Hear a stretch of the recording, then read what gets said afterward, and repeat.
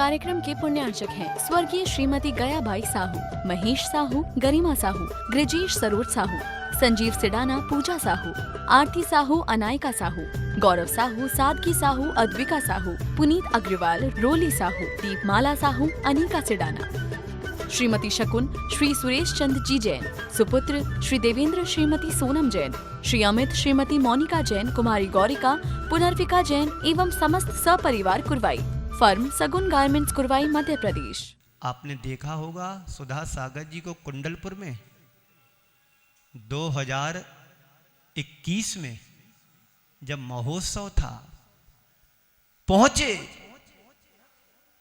चरणों में जाकर के रो रहे हैं, ये भक्ति के आंसू अपने पाद प्रक्षाल कर रहे हैं। ये किसका प्रतीक है?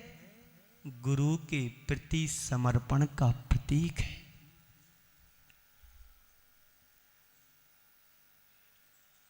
समय सागर जी महाराज जब आचार्य नहीं थे, एक शिष्य थे, कभी सिर उठाकर के बात नहीं की। उन्होंने जो कहा उन्हें स्वीकार किया। आज तभी जाकर के उनके पद को धारण करने की क्षमता हासिल कर पाए। सबकी दृष्टि अलग अलग थी कि ये आचार्य बनेगा, वो आचार्य बनेगा, ये होगा, वो होगा। नहीं, कहते हैं पूत के लक्षण पालने में दिखाई देते हैं। तो आज से 45-50 साल पहले उनने लक्षण देख लिए थे कि मेरा उत्तराधिकारी बनेगा तो ये प्रथम शिष्य समय सागर बनेगा। और आज भी वही चर्या, वही ढंग, वही रंग, वही चाल, सब कुछ वही वही है। कहीं से लगता नहीं है कि जब वो प्रवचन करते हैं, मंगलाचरण पढ़ते हैं नमोकार मंत्र का, तो हम कंफ्यूज हो जाते, हम जैसे अनेक हो जाते कि आचार्य श्री बोल रहे हैं।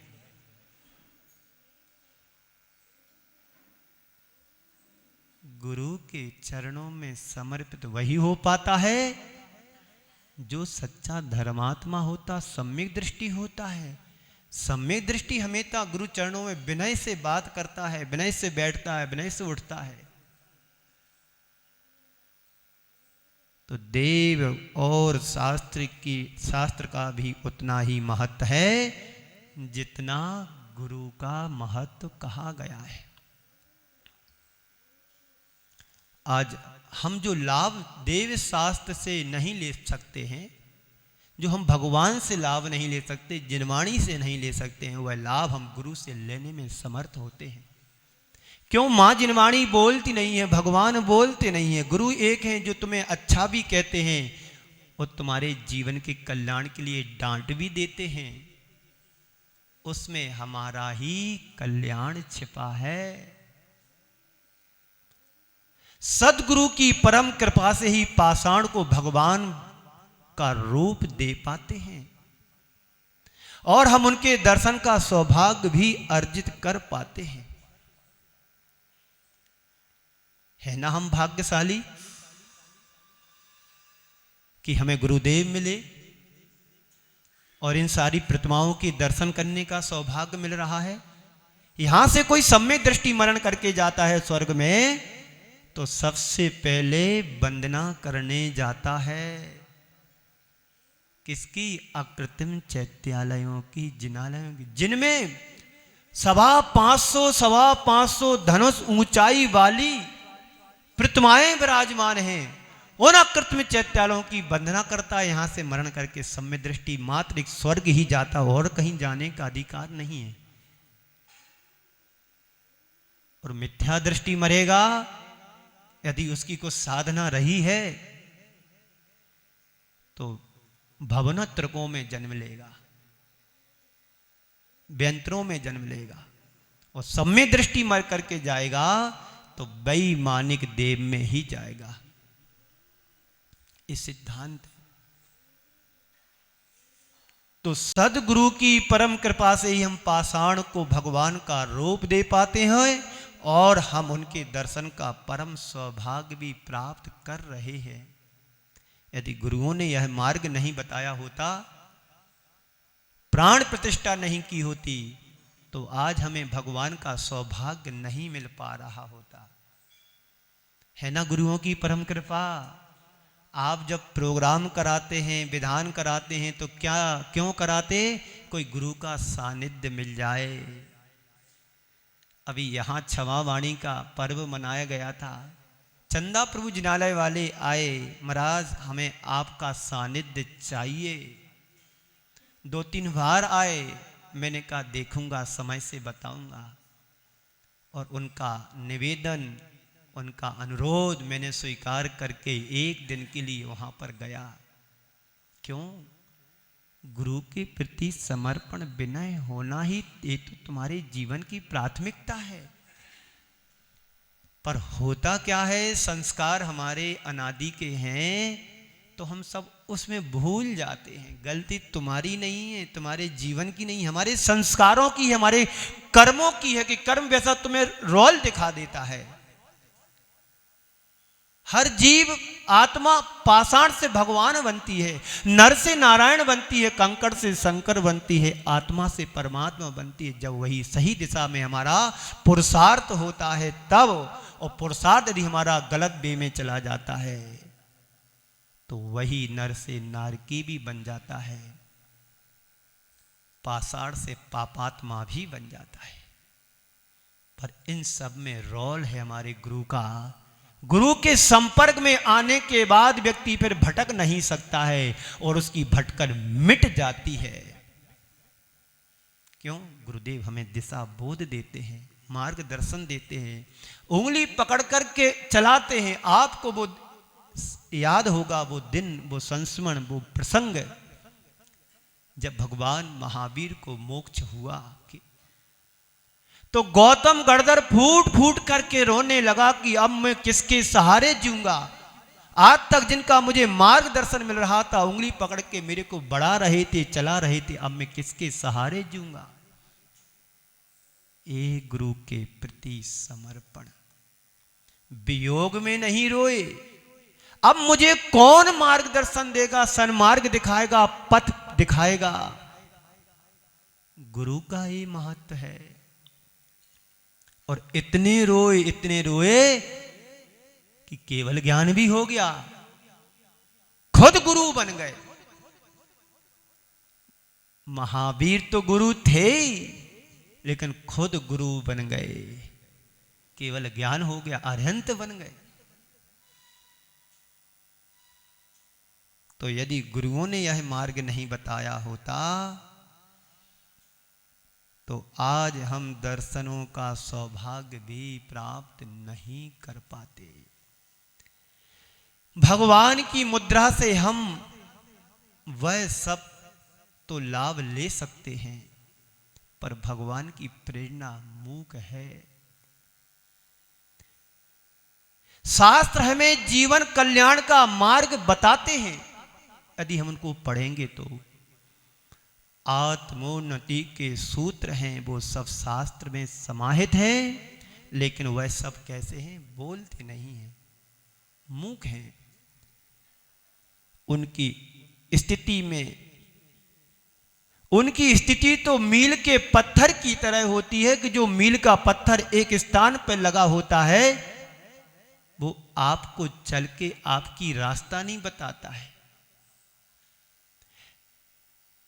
ये जिनवाणी है, लेकिन गुरुदेव वो मार्गदर्शक होते हैं, तुम्हें साथ लेकर के आगे चलाने में समर्थ होते हैं।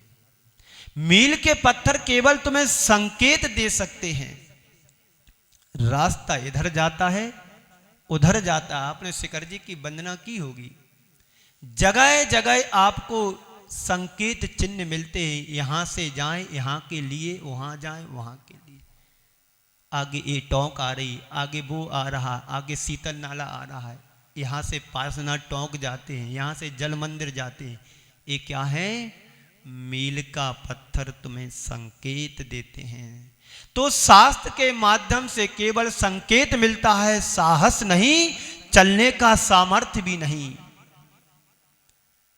रास्ता जान लेने मात्र से तुम्हारा काम नहीं चलेगा। उस पर आगे बढ़ना होगा, साहस जुटाना होगा। तो गुरु बिन ज्ञान नहीं मिलता है। गुरु बिन ज्ञान कहां से पाऊं? मां जन्म देती है तो गुरु जीवन देता है। गुरु जीवन देता है, जीवन जीने की कला सिखाता है। जीवन कैसे तुम्हें जीवन का निर्माण करना है, एक गुरु की उपासना से ही होता है। कल्पना करिएगा कि कहीं आप ऐसे सघन जंगल में भटक गए और काफी भटकने के बाद आपको अपना रास्ता मिला और आप देख रहे हैं कि आपकी मंजिल यहां से इतनी दूर है, पर आप आगे बढ़ने में समर्थ नहीं हैं। पता नहीं वह रास्ता कैसा होगा, कहां जा रहा, उस रास्ते में चोर लुटेरे तो नहीं होंगे, कोई डाकू तो नहीं होंगे। इस संशयात्मक स्थिति तुम्हारी उस स्थान पर बन रही है। पता नहीं रास्ता कहां जाता है। कई बार क्या होता है, शिखर जी की वंदना करके लोग लौटते हैं पार्श्वनाथ टोंक से, तो शॉर्टकट रास्ता पकड़ लेते हैं और वो पूरे घने जंगल में पहुंच जाते। 2021-22 में वहां पर मैं था। कई बार ऐसे केस आए कि पूरी रात बरसात में घने जंगल में लोग बिता करके सुबह लौट करके आए। क्यों? शॉर्टकट के रास्ता में नीचे चले जाते हैं कि आगे मिलेगा इस संशय से, और वो रास्ता पूरा जंगल में, भीड़ जंगल में चला जाता है, जहां शेर रहते हैं, चीता रहते हैं। कई बार ऐसा हुआ, लोगों ने बताया।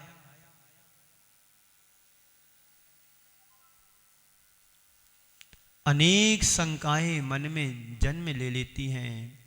इसी बीच आपका चिर परिचित पुराना कोई व्यक्ति मिल जाता है और पूछता, अरे तुम यहां कैसे? अरे मुझे सामने वाले गांव में जाना है ना। हाँ मैं भी वहीं जा रहा, आप चलो मेरे साथ।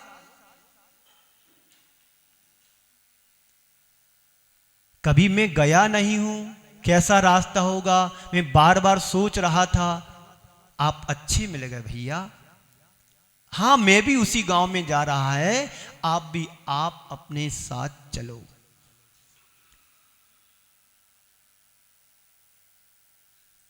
इसका मतलब क्या हुआ?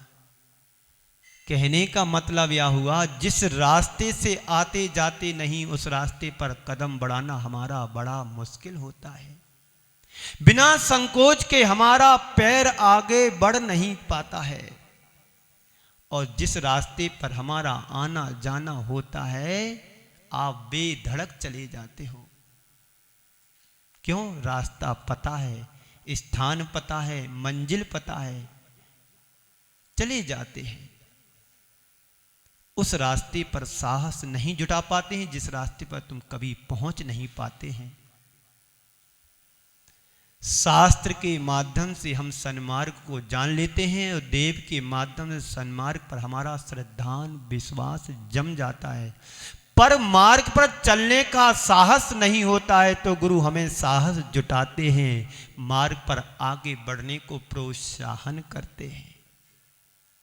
कहते हैं हम तो हैं, चलो आप। मराठी में एक कहावत है, मी तुझा पाठीशी आहे तुम्ही भिऊ नका।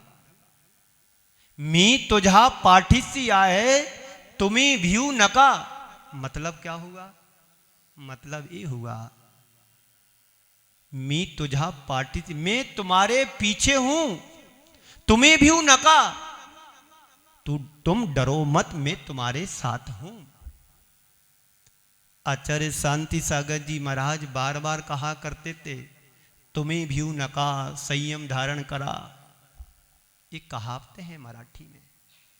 तुम्हें भिऊ नका, तुम डरो मत, संयम धारण करो। कौन कह रहा है? गुरु कह रहे हैं कि तुम डरो मत, मैं तुम्हारे साथ हूं, संयम को धारण करो, संयम को धारण करो। तो मी तुझा पाठीशी आहे तुम्हें भिऊ नका।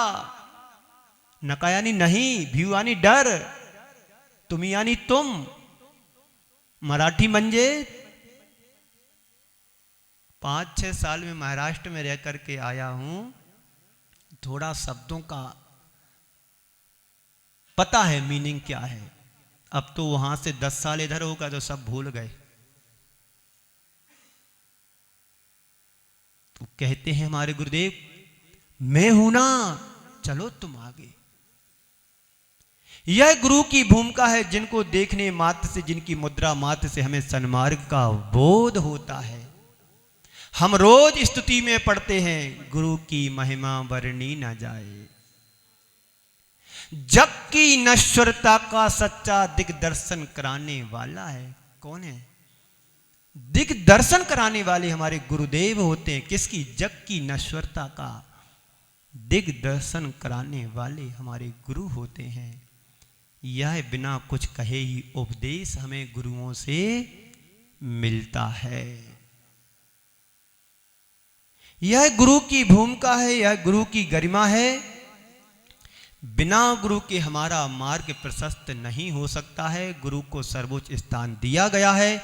जैसे खेवटिया के बिना तुम नाव से इस पार से उस पार नहीं हो सकते हैं, वैसे ही सदगुरु के बिना हम संसार से, अपना भव सागर से कल्याण नहीं कर सकते हैं, भव सागर से पार नहीं हो सकते हैं।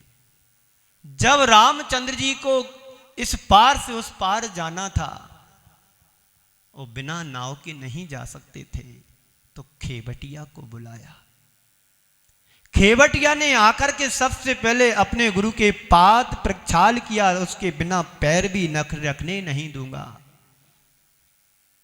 इस कार्यक्रम के पुण्यार्जक थे स्वर्गीय श्रीमती गयाबाई साहू, महेश साहू, गरिमा साहू, गृजेश सरोज साहू, संजीव सिडाना, पूजा साहू, आरती साहू, अनायका साहू, गौरव साहू, सादगी साहू, अद्विका साहू, पुनीत अग्रवाल, रोली साहू, दीपमाला साहू, अनिका सिडाना।